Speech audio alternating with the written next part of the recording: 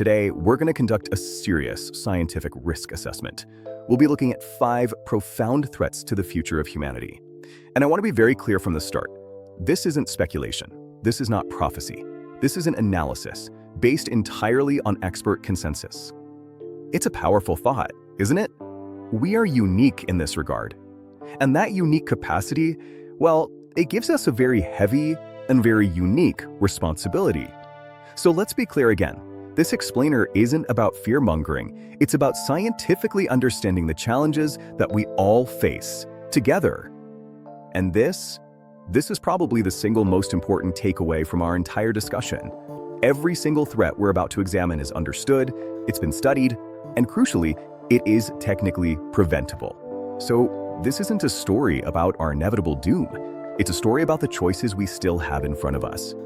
Okay, let's begin with a threat we've all unfortunately become very familiar with lately: pandemics.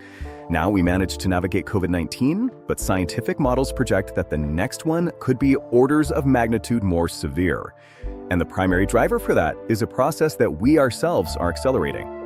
It's called zoonotic spillover, and it's human activity, especially things like deforestation, pushes us deeper into previously untouched habitats. We are dramatically increasing our contact with new animal pathogens. You see, this isn't just a random chance event. It's a direct consequence of our own global expansion. And this chart just drives that point home. The vast majority of new diseases, we're talking Ebola, HIV, SARS, and yes, coronaviruses, they all come from animals. What this really shows is that we are actively, even if it's unintentional, creating the conditions for the next global health crisis. All right, let's move to our next threat. Now, when most people think of nuclear war, they imagine the blinding flash, the mushroom cloud. But the true existential danger is actually far more insidious, and it's something that would affect the entire planet, regardless of where a conflict might actually happen. What's really critical to understand here is that it's not the initial explosions that would likely end civilization. It would be the mass starvation that comes after. Soot from incinerated cities would be thrown high up into the atmosphere, blocking the sun, and plunging the world into a long, dark winter, causing a total collapse of our food systems. 13,000. That's the approximate number of nuclear weapons that exist in the world right now. A relic of a past conflict that remains a very present and very potent danger. And this is where the math of nuclear winter becomes truly horrifying. It would only take the detonation of just 100 of those weapons, that's less than 1% of the global arsenal, to trigger a catastrophic worldwide famine. Even a supposedly small regional nuclear conflict could have absolutely devastating global consequences. Our third threat isn't a sudden event. It's a slow-moving crisis that is, frankly, already here.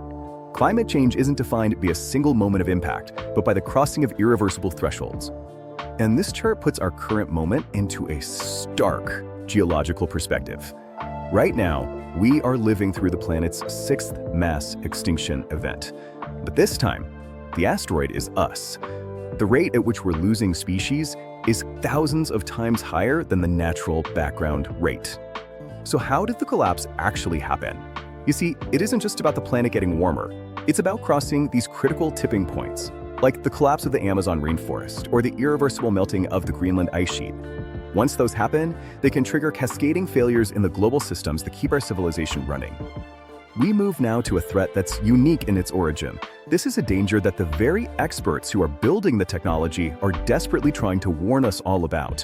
It's a race we've collectively entered without a clear understanding of the finish line. Just look at the speed here.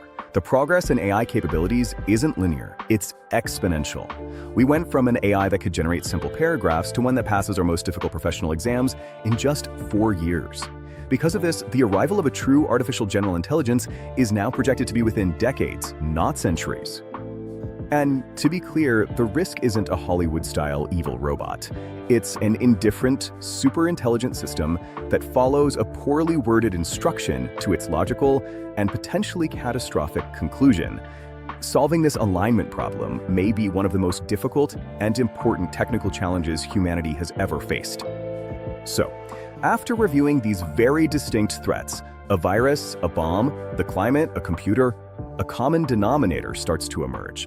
The ultimate risk, it turns out, may not be from any one of them. it might be from something much closer to home.